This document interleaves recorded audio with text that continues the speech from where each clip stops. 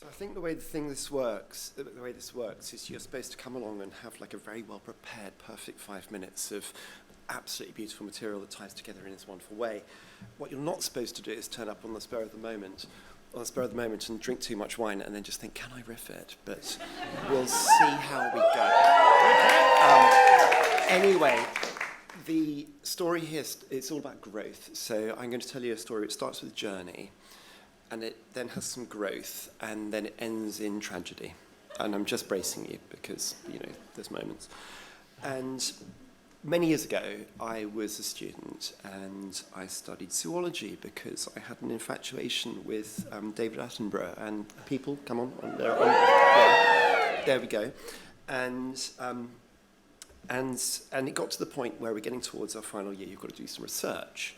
And there was a choice. Basically, we could go to Norfolk and study seashells or something, or we could form expeditions, and that sounded exciting. So I thought, great, well, let's do some expeditions. I found some other people who wanted to do an expedition. None of us really knew what an expedition was, but it was kind of about going somewhere exciting. And there was there's a sort of hierarchy of expedition, of research. There are some, lots and lots of really boring but interesting things to do with very small things. And then there's the top of the heap, which is charismatic megafauna. Now, charismatic megafauna, meaning cute, fluffy things. And this doesn't happen very often. And anyway, it just so happened that a new charismatic megafauna had just been discovered, and it was a monkey. And it came from the middle of Borneo, and all that was known about it was that there was one dead one, which had been found, some trappers had brought, or some loggers actually had brought down a river from somewhere in the middle of Borneo, and it had been described as new to science. So there was an expedition to be done, because we could go into the middle of Borneo and just find out anything about it, like just any odd shit, really. It was kind of like, could it, it's like, what does it eat? What does it do? Where does it live? Does it hang out? Has it got some moves? Whatever it was would be science. So a few of us basically, we did some fundraising. Turns out there are lots of funds that want to back you if you've got charismatic megafauna, because that's the thing. So that's what we did, and we raised some money, went to the middle of Borneo. I had some friends in the RAF who did maps, because this is back in the days before phones and everything, well, all that stuff. And I got the official best ever map of Borneo from a friend who was a navigator in the RAF who had like the best maps ever. And it basically had petered out about halfway upriver, and it literally had white space that said unknown. So this was really exciting. And so we worked it out, did all logistics, worked out it was going to take, it would take about 4 or 5 weeks to get up into the middle. And we had about 3 months to find this thing. So up we went. And we went upriver, we went up sort of a succession of smaller boats until we got near the top, into the unknown. And we found a way to a village, and we were showing people pictures of this monkey, and people were like, yeah, keep going,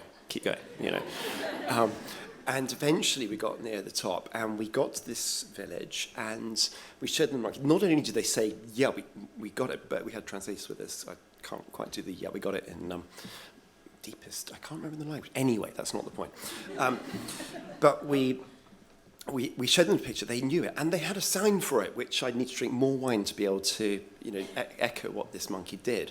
But they knew it for sure, and they were just like, yes, this is the place. Anyway, the village was split in two. Half of it was Christian because the missionaries had been there. The other half was animist. This was interesting for political reasons. We stayed one night in the Christian side, one night in the animist side. The animist side was kind of interesting because they had a bag of what looked like kind of old tennis balls on the side. And we were just settling down to sleep. I went over to have a look at the tennis balls, but they weren't tennis balls. They were very small heads. And that's not really what you want to see just like when you're last thing at night. So we had a conversation with them about, well, when did you stop? Do you still do that? And they were, no, we haven't done that for ages. And the concept of time is really kind of elastic, so it's quite hard to pin down. But as far as we could work out, like ages ago was about 10 years ago, and that's just like, okay, so a lot of you in the room here, I've kind of done this. And like, no, it's okay, sleep well, you'll be fine, you'll be fine. Anyway, we all lived. I just want to, here we are. But so anyway, long and short of it, because I could keep an eye on time, we went there, didn't find the monkey at all. Honestly, week after week, we'd go on walks around, and we called it the sausage after a while, because it was like, do you find anything? Not a sausage.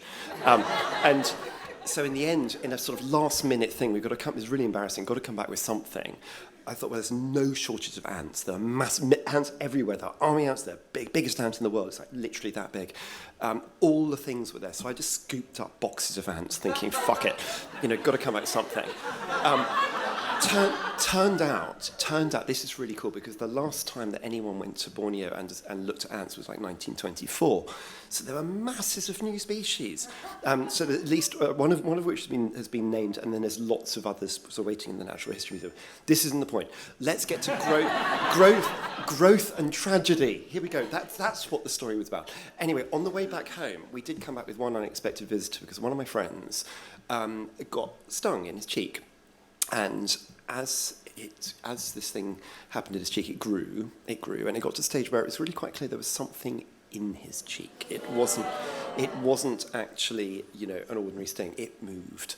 And this is where you really work out who the true zoologists are, because he decided to keep this thing to find out what it was, because it was new science, And so we got back into the country, anything to declare, you're just a mutant inside my cheek.